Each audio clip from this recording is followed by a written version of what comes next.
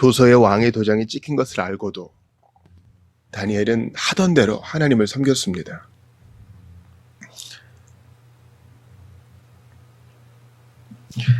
이러한 충절과 지조가 우리에게 있기를 바랍니다. 원수들이 지켜봐도 목숨을 구걸하지 아니하고 믿음의 지조를 지켰습니다.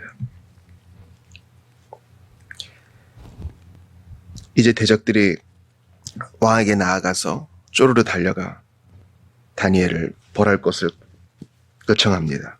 왕이 그제서야 깨닫죠. 내가 속았구나. 그러니까 여러분, 이건 조금 번외의 얘기인데요. 힘이 생길수록, 높은 자리에 올라갈수록 귀를 열어야 돼요. 수십 년간 이른바 슈퍼리치라는 사람들을 인터뷰한 기자가 이런 얘기를 하더군요. 공통점이 있더라는 겁니다. 매우 협소하대요. 왜 그렇습니까? 높은 자리에 올라갈수록 공정한, 대등한 자리에서 이야기를 나누는 것이 거의 불가능할 정도다. 이런 얘기를 합니다. 왜냐하면 돈과 지위가 있으니까 사람을 부리는 것에 익숙해졌다는 것이죠. 그러니까 그 옆에 있는 참모와 보좌들은 좋은 얘기만 하겠죠. 폭이 좁아지고 채널이 제한됩니다. 예스맨들만 있는 거죠. 그렇게 영혼이 파리해져 갑니다. 다리오 왕이 그랬던 것 같아요. 나라는 넓어지고 힘은 강해지고 주변에 충성스러운 신하들이 있다 하지만 다 자기 일속 챙기기 바쁜 겁니다. 그런데 여러분, 다리오 왕이 속아가지고 왕의 도장까지 찍어버렸기 때문에 이 30일 동안에 잘못한 사람 사자굴에 던져넣기로 한 거 패할 수가 없습니다. 고대 시대긴 하지만 당시에도 이 왕의 명령에 대해서 스스로 변기할 수 없었던 것입니다. 물론 우리 박윤선 박사님 같은 경우는 자신의 주석에서 고레스가, 이 다리오가 좀 비겁했다, 의를 타협했다 이렇게 얘기하지만 당시의 상황에 대해서는 우리가 본문을 미루어서 점검해 보는 것이 가장 좋겠습니다.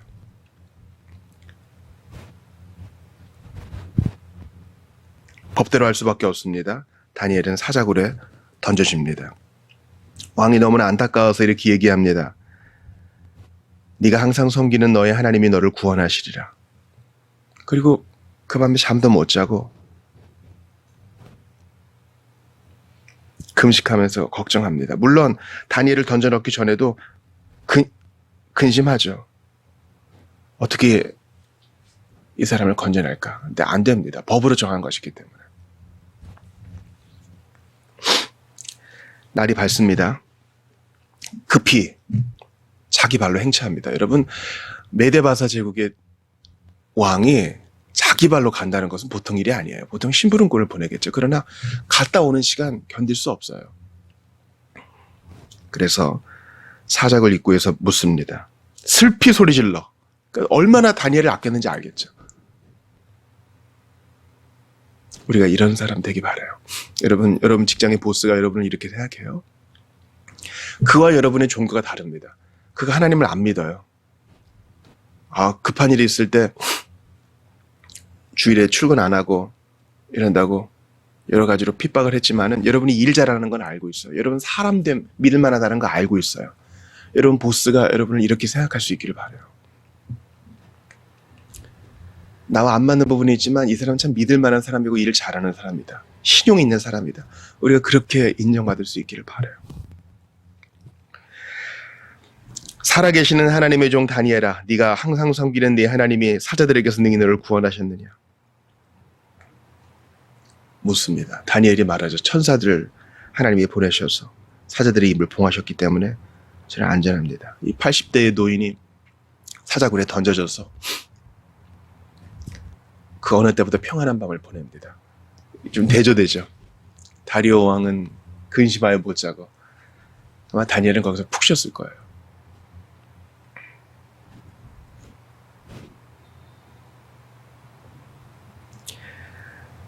왕이 다니엘의 무지함을 봅니다. 조금 더 상하지 아니한 것을 보고 이제 그를 무고하게 고소한 자들을 사자굴에 던져 넣고 그들이 채 사자굴에 들어가기도 전에 배고픈 사자가 그 뼈까지도 부서뜨렸다 그러죠. 그래서 다리오 왕은 느부갓네살이 내렸던 조서보다 더 강한 조서를 내립니다. 느부갓네살은 함부로 얘기하지 말아라. 다니엘의 하나님에 대해서 이렇게 했지만 다니엘과 세 친구의 하나님에 대해서 함부로 얘기하지 말라. 이 정도만 했지만 다리오 왕은요. 내 나라 관할 아래에 있는 사람들은 다 다니엘의 하나님 앞에서 떨며 두려워해야 된다. 그는 살아계시는 하나님이시고 영원히 변하지 않으실 이고 그의 나라는 멸망치 아니하고 그의 권세는 무궁하다. 얼마나 대단한 일이에요. 다리오는 하나님의 살아계심을 보았고 경험했어요. 메데바사 제국에 주님의 이름이 드높아집니다. 한 사람의 절개 때문에 타협하지 않고 주님을 섬겼던 사람 까닭에. 저는 이 본문이 우리 구주 예수님의 사건과 너무 유사하다고 봐요. 예수님도 다니엘처럼 잡힐 줄 알면서도 물러섬 없이 복음을 전하셨죠.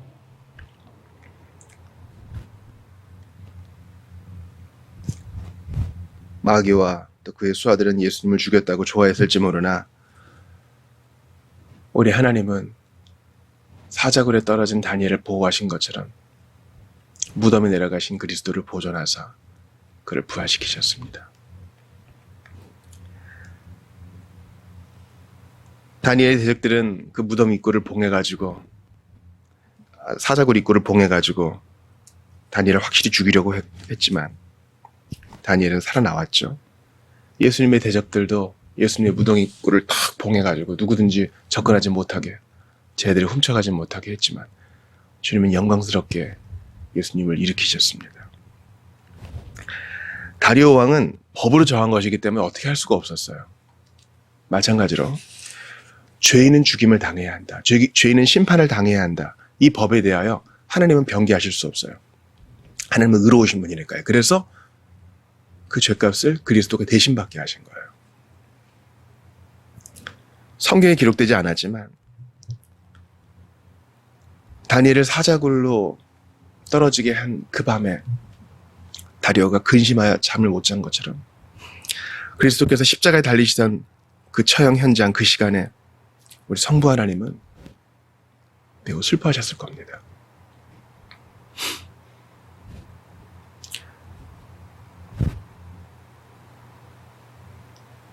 저는 오늘 본문을 통해서 이 이야기가 우리의 이야기가 되기를 간절히 소망합니다.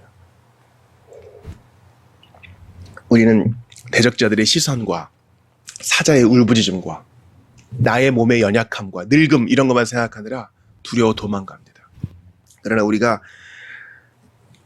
하나님 말씀 보기 전에 불렀던 찬양처럼 그 이사야 말씀이 우리에게 적용된다면 우리는 능히 감당할 수 있습니다. 주 여호와의 신이 내게 임하셨으니 이거 예수님이 직접 당신의 입으로 말씀하신 거죠. 그런데요. 그리스도께서 왕이요 제사장이요 선지자인 것처럼 우리도 그분 안에서 왕이요 제사장이요 선지자입니다. 그리스도의 삼중직은 바로 신자에게 그대로 적용됩니다. 물론 그 결이 다르죠. 그분은 유일하신 왕이고 유일하신 제사장이고 단 하나의 선지자시지만 우리는 그분 안에서 그분을 따라가는 왕이요 제사장이요 선지자의 직분을 감당합니다. 예수님을 무덤에서 일으키신 성령께서 우리를 일으키신 것처럼 주 여호와의 신이 내게 임하셨으니 그 예수님을 감동케 하신 성령께서 우리에게 임하셔서 우리로 하여금 능히 다니엘처럼 충정과 지조를 지키게 하십니다. 이 이야기는 오늘도 우리에게 진실이에요. 그러니 여러분 도망가지 마시고 죽으면 죽으리이다 이 영성과 이 지조로 우리 앞에 닥친 시험들을 직면하시기를 주의 이름으로 축원합니다. 도망가지 마세요. 도망가지 마시라고요.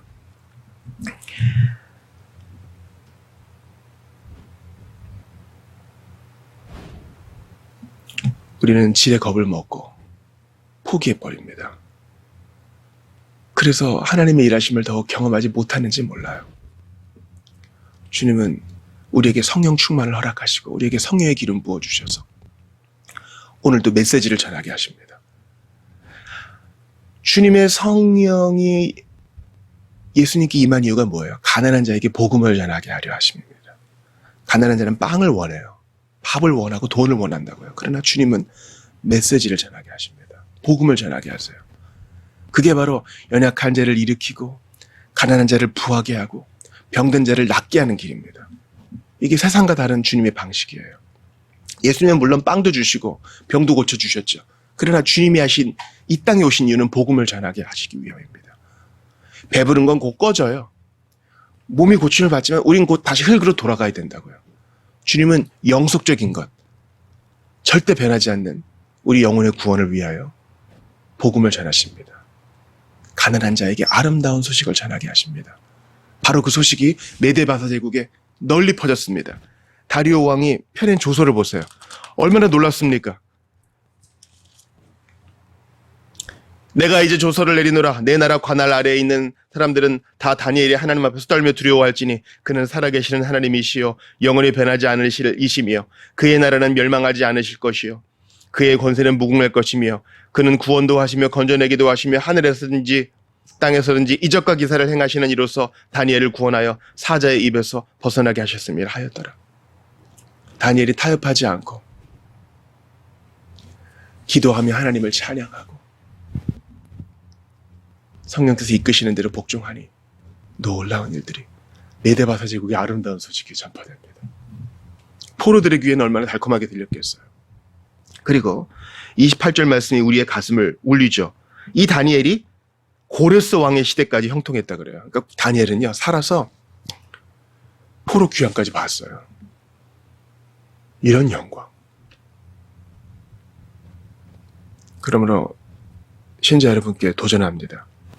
여러분 안에 계신 성령께서 감동 주실 때 그대로 순종하세요. 나 피곤해서 죽으면 어떡하지? 안 죽어요. 나 직장에서 잘리면 어떡하지? 안 굶어 죽어요. 설령 그렇다 해도 영광이요. 우리 믿는 자에게 덕이요. 주님은 찬양 받으세요. 제발 팥죽 한 그릇에 장자의 명분을 파는 에서처럼 살지 마시고 죽으면 죽으리다 에스더처럼 다니엘처럼 성령께서 우리를 권하시는 방식대로 앞으로 나아가 순종하며 아름다운 소식을 전하시기를 바랍니다. 맞아 죽으면 어떡하지? 아니요. 하나님이 큰 일을 하세요. 저도 이 아침에 주님 앞에 결단합니다. 주여 이렇게 살겠습니다. 주님의 성령 내게 임하여 하늘의 영광 나타나게 하소서. 2000년 전 예수님을 감동시키셨던 그 성령이시여 제가 여기 있사오니 저에게도 그 일을 이루어 주소서. 예수님의 뒤를 따라갈 수 있도록 능히 저희와 함께 하소서. 그렇게 하실 줄 믿습니다. 다니엘을 능하게 하신 주님이시여 같은 주님이시오니 저에게도 그렇게 하소서. 우리 모두에게도 그렇게 하소서. 이 설교를 듣는 모든 자에게 성령 충만을 허락하여 주소서. 다니엘의 하나님, 예수 그리스도의 하나님, 주님을 자꾸 찾는 모든 이들에게 이러한 능력으로 함께 하시고 기름 부어 주시옵소서. 이러한 능력이 주님을 찾고 하나님을 정말 사랑하기를 원하는 모든 분들에게 임하시기를 주의 이름으로 축원합니다.